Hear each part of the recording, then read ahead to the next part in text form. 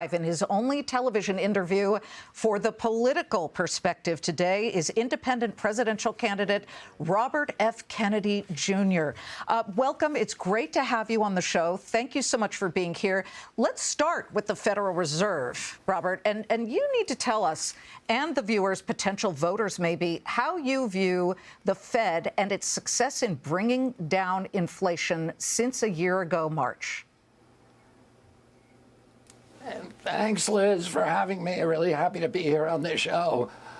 I'm happy that the inflation rate appears to be at least temporarily under control. But inflation is the most pernicious and insidious regressive tax on the poor. But high interest rates are also an enormous tax on the poor.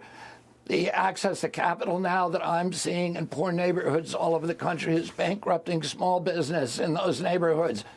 Our kids cannot get into a home because the interest rates have gone from 3% 2 years ago to, for them, the real cost about 7.5% or 8% inflation to buy a home.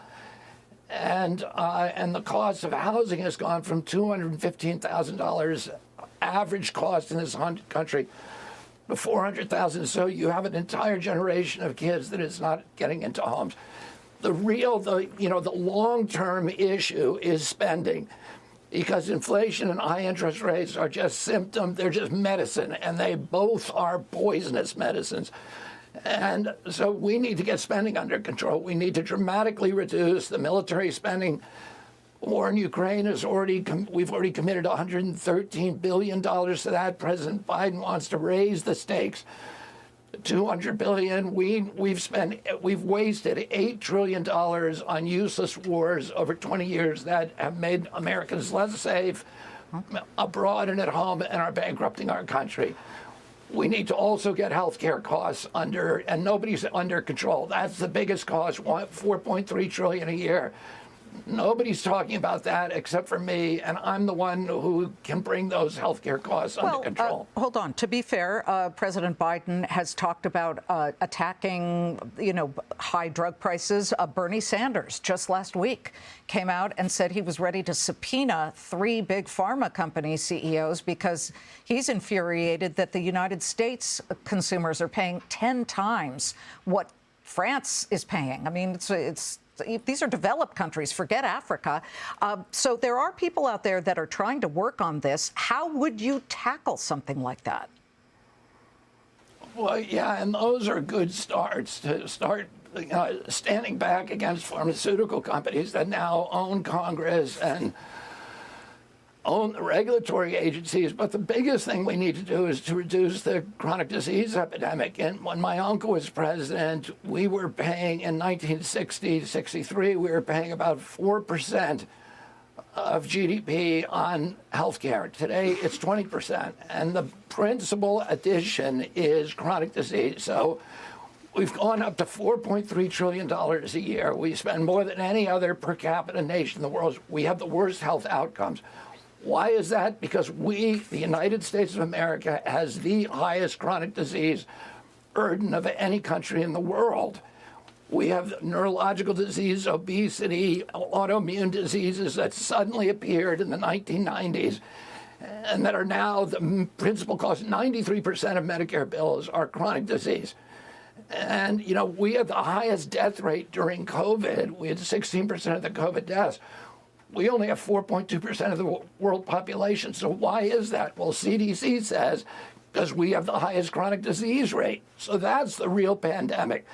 And NIH will not do those studies to find out. We know these are environmental toxins that are causing this. Well, can I interrupt you? Because I'm looking right now as a business network. I'm looking right now, and the stock market is going down. They want more punch bowl filling. They would like to see rates cut so that the money to borrow for whatever growth, whatever it is, becomes cheaper. And today, Jay Powell said, no, that is not going to happen.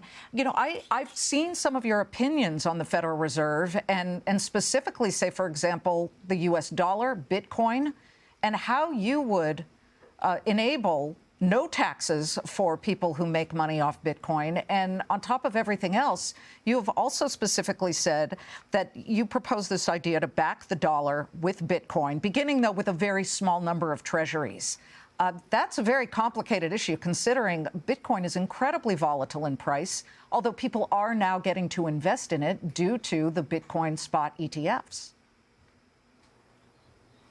Yeah, well, first of all, I think we need to fix the Fed. We need to return U.S. sovereignty to the Fed. We need to return transparency to the Fed. We need to make the Fed more responsive to the markets and more responsive to the 12 regional banks, rather than have the kind of voodoo that now dictates Fed policy, and that is designed really to shift wealth upward to this new oligarchy of billionaires. In terms of my proposals, what I said is that I don't propose that all transactions in Bitcoin be untaxed, but that there be a cap to up to a certain amount. If you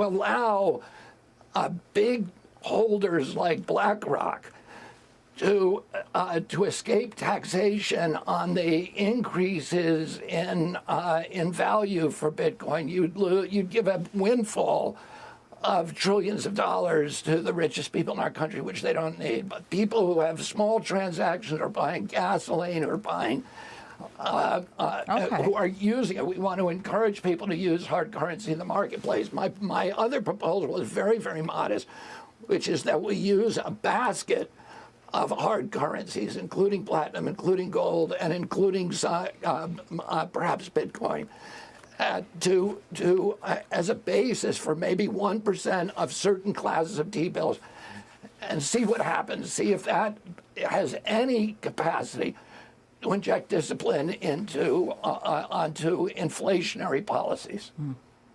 I need to ask you some presidential race questions. You are running as an independent. Are you going to switch to libertarian? Can you just clarify that right here, right now? You know, we're talking to a lot of the individual parties, and we'll continue to do that talk. We haven't made up our mind yet, but right now, we have the capacity to get on the ballot in every state as an independent candidate, okay. And that is our plan at the moment. So people have reached out to us from other parties, and we're talking to a number of other people. The border, really quickly. Donald Trump and Speaker Johnson at the moment appear to be at least on the same side as slow walking the border plan that Senate Republicans are pushing here, not just Democrats, but Senate Republicans. Obviously, the border is a disaster at the moment. There are people flooding over it constantly. What is your particular plan, if you could give it to us pretty quickly here, because we're running out of time, to fix that border from California through to Texas? Yeah, I will seal the border. I will use physical barriers in some of that. That's a 2,200-mile border, and in some of it you require physical barriers. The 27 gaps in the wall need to be filled.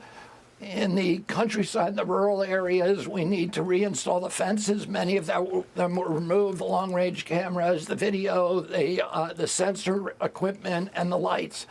And we need to put more border patrolmen on the border. We need to put asylum court judges. We need to flood the border right now with asylum court judges, so a lot of those cases can be adjudicated before people come into our country, or before they have long stay, can be turned back at the border, in other words. And then we should reinstate the Migrant Protection Act, which requires a lot of the asylum cases to be adjudicated in Mexico if the people are coming from a different country to Mexico. When I was at the border, I interviewed about 110 people coming across between 2 a.m. and 4 a.m. in Yuma, and only 2 of them even had asylum claims. So the rest of them said, I'm here for a job. And those people should not be allowed in our country except through legal immigration. Yeah, I mean, I think a lot of people would absolutely agree with you on that. Thank you. We hope you'll come back as the race continues. Super Tuesday coming up.